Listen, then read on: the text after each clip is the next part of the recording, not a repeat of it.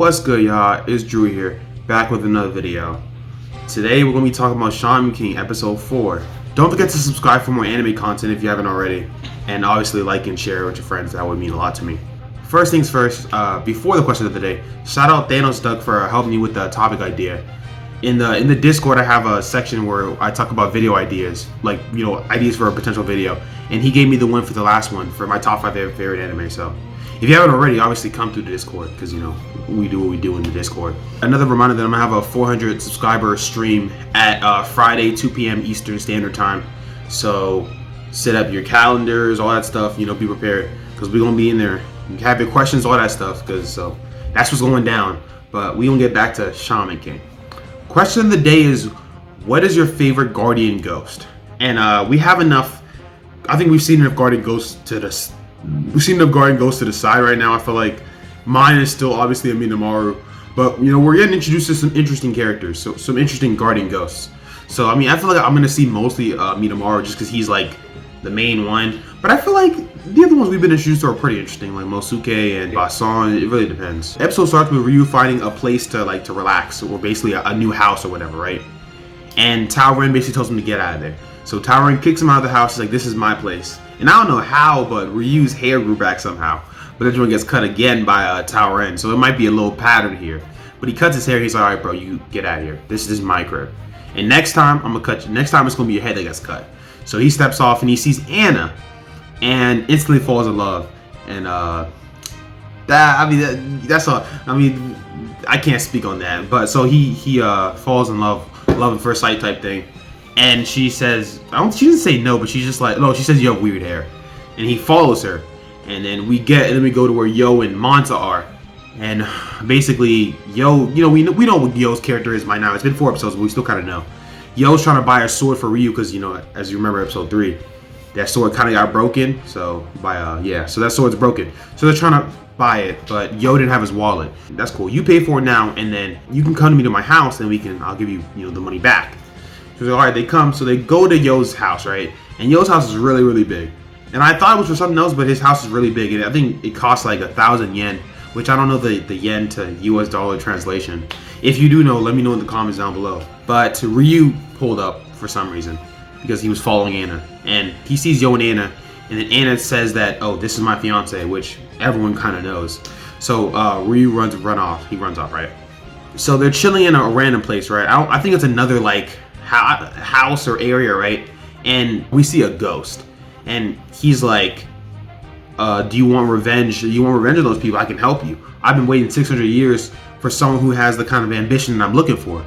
And it's a spirit. So right off the bat, you know, I think this is what I think the first spirit we've been introduced that hasn't been linked to anyone before, because Basan was linked to Tao Ren from the beginning. Same thing with Tao Jun. She had her spirit. Mosuke, I think Mosuke might have been the exception. But this is the first time we've seen a ghost just chilling, and he immediately possesses Ryu, and he tells Ryu's like posse, like, "Hey, yo, go get me Harusame," which we know Harusame from, I think, episode 1 or 2. We know Harusame is the blade that Mosuke made, and he's like, "Why, Ryu? Why do you want us to get you your sword? You want us to steal it? You said you don't steal. Like, if you stole, your mom would be, you know, disappointed in you." And he stabs bro, and he's like, "Bro, I'm telling you to get it. I'm a bandit. This is what we do.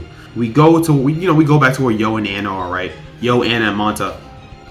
We get some information. The house that they are at is a haunted house, which is why it's so cheap.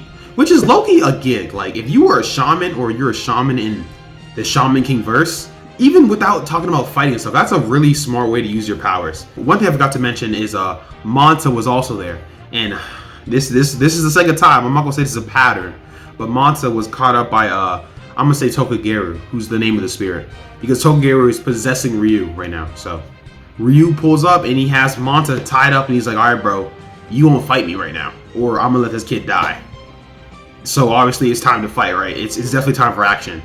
And Anna gives him the sword. All right, let's take it. Wooden sword. It's gonna be slight. All we gotta do is break his wooden sword. It's not tough. It's not anything crazy. We knew this was gonna happen, but we see Harusame, and it's clearly a top tier blade because he cuts Yoh really, really easily. And Anna basically breaks down the 2 choices you gotta make. Either you gotta break the sword, because if you break the sword, you're pretty much straight, or you gotta destroy Ryu, like his body. and then the ghost will have to leave the spirit. I think we learned about that from we learned about that episode 1 or 2. Like if you destroy the human or kill him, the spirit will have to come out the body. So either kill Ryu or destroy Harusame. And we get a really, really good backstory. We see young Amidamaru and a young Mosuke, and we see them as kids, and it's almost like a foster home type thing. It seems that Amidamaru and Mosuke are like the main guys. Mosuke berates Amidamaru. He's like, bro, you can't keep letting these swords break. Like every time I make a sword, you're gonna break it. Amidamaru's like, bro, this sword, the blade, the metal, the steel is not tough. I need something better than this. And Mosuke explains it, which, I mean, this is like a no-brainer, right? To make a good sword, or a sword with good quality, you need good steel. And you don't really get good steel. There's 2 ways. Either you find one, or you take one off the corpses. And we know Amidamaru's not about that. Like, he knocks it off the table. Like, I'm not gonna go through some corpses to do that. And then Mosuke says, okay, fine. So tomorrow I'm gonna make you the best sword ever. And we see the sword in action. Amidamaru has a couple swings with it. He's like, this one is tough. And then we realize that he made the sword using his father's keepsake, which was the knife he was using at the beginning or earlier in the episode to like basically make the food. But knowing Amidamaru and Mosuke in their relationship, Amidamaru knows he gotta break the sword. So he attacks him. And he uses an attack called shockwave Budda Giri. And it cuts Harusame, which is like, I thought Harusame was the best sword ever. But I mean, that's not the hero nor there. So he cuts it in half. And we get a bit of Tokageroh's backstory. And Tokageroh, first of all, we saw him actually in the flashback of Mosuke. They showed him, when Mosuke was talking about who killed his parents, they showed Tokageroh. I wasn't sure if that was them trying to tell us that Tokageroh killed Mosuke's parents. But I mean, it's clear that 600 years ago, where they were at, Amidamaru, Tokageroh, and Mosuke, it was just everyday like war. But we find out that Tokageroh, in order for him to survive, his mom offered up her flesh for him to eat in order to survive. And she named him Lizard because lizards will do whatever it takes to survive, even cutting off their tail. So we know Tokageroh is someone who he'll do whatever it takes to survive. And he was abandoned, and he hates Amidamaru. Not for anything crazy, just because Amidamaru is one of the people that, well, Amidamaru killed him. So I mean, that's enough reason to be vengeful, honestly. Yoh says that ghosts can't rest in peace unless, they're fulfilled. Everything they wanted to do, they're fulfilled. There's no regrets. So he's like, all right, Tokageroh, so take control of my body, and then you'll have no regrets, so you can go to the afterlife. But Anna was about to turn up. Anna was really going to turn up. So I don't know who said this in the comments, but I was worried about. I wanted to see how you guys perceived Anna, but I think I'll let you guys know that Anna's about that action. So she instantly turns up, uses the beads, and she's like, I'm gonna exercise you. I'm sending you to hell. Like you go in there. And Tokageroh was a little scared, but Yoh stops her, and he's like, bro, it's a shaman's job to save those even when they seem unredeemable. So Yoh's like, all right, take over my body. And he does. And for a quick second, about 3 or 4 seconds, it seems like Tokageroh is really evil. Like he's really going to kill him. And Anna loses hope, and Manta loses hope. And Anna might have dropped off Manta because she was like, it's your fault if he dies.